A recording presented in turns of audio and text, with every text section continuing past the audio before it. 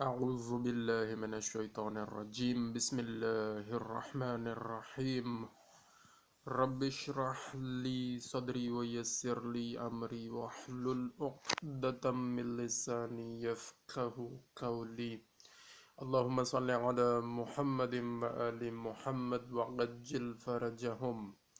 دوستو، آج جھگڑا ایک لفظ آپ نے سنا ہوگا، اس پر تھوڑی سی گفتگو کرتے ہیں۔ تو بخاری شریف میں جو ایک حدیث مبارکہ کوٹ کی گئی ہے، اس کا ترجمہ پڑھنے کی سعادت حاصل کرتے ہیں۔ لوگوں میں اللہ تعالی کو مبغوض آدمی وہ ہے جو سب سے بڑا جھگڑالو ہے۔ لوگوں میں اللہ تعالی کو مبغوض آدمی وہ ہے جو سب سے بڑا جھگڑالو ہے۔ اور حضرت سلیمان علیہ السلام اللہ کے نبی گزرے ہیں، ان کا ایک فرمان مبارک بھی ہمارے سامنے موجود ہے۔ اللہ تعالی اس شخص سے کینہ رکھتا ہے جو بھائیوں کے درمیان جھگڑے برپا کرے۔ اللہ تعالی اس شخص سے کینہ رکھتا ہے جو بھائیوں کے درمیان جھگڑے برپا کرے۔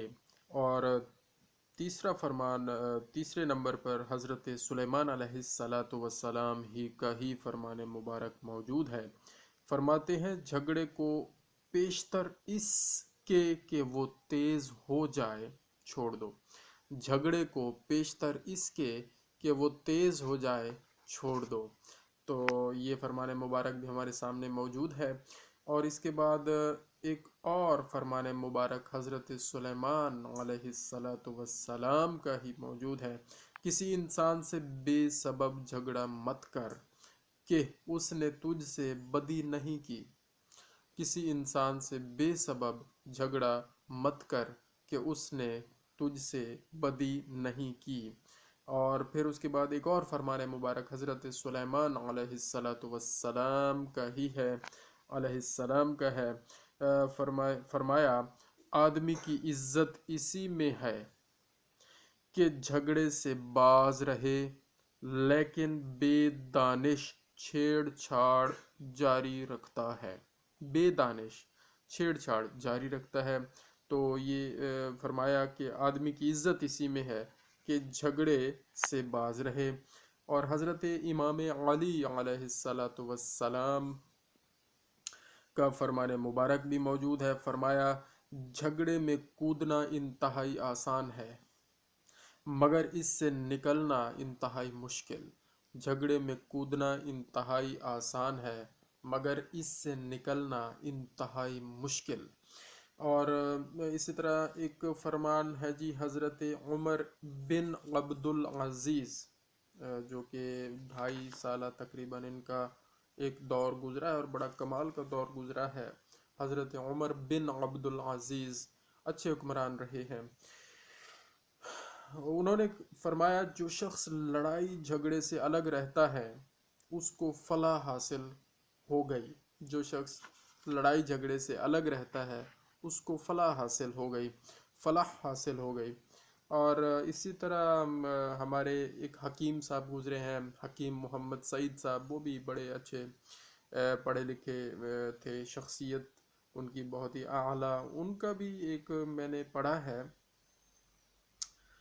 غور کیا جائے تو اکثر جھگڑے کی بنیاد جس بات پر ہوتی ہے وہ بالکل معمولی ہوتی ہے اور اس کی کوئی اہمیت نہیں ہوتی۔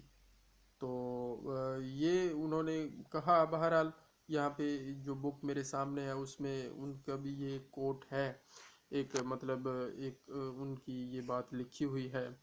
تو اس سے پہلے ہمیں ایک حضرت سلمان فارسی علیہ السلام کا فرمان مبارک بھی ایک موجود ہے جو مجھے پہلے پڑھنا چاہیے تھا۔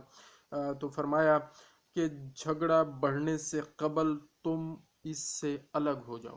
جھگڑا بڑھنے سے قبل تم اس سے الگ ہو جاؤ۔ تو بس یہیں تک فرمان ہے۔ تو ظاہر ہے اب یہ سارے فرامین ہمارے سامنے موجود ہیں، تو ہمیں اللہ تعالی کی رضا کے لیے بعض اوقات اپنا حق بھی اگر چھوڑنا پڑے تو چھوڑ دینا چاہیے، تاکہ جھگڑا نہ بڑھے، تاکہ امن خراب نہ ہو، تاکہ بد امنی کو فراوانی نہ ملے، بد امنی میں اضافہ نہ ہو۔ تو اللہ تعالیٰ ضدی اور جھگڑالو شخص کو پسند نہیں فرماتے۔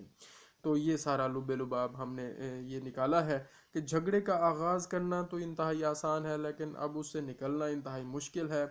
تو جھگڑے سے بچ جانے میں ہی عافیت ہے، اور خوشگوار زندگی گزارنے کا یہ بھی ایک اصول ہے کہ جھگڑے سے بچ جانا چاہیے۔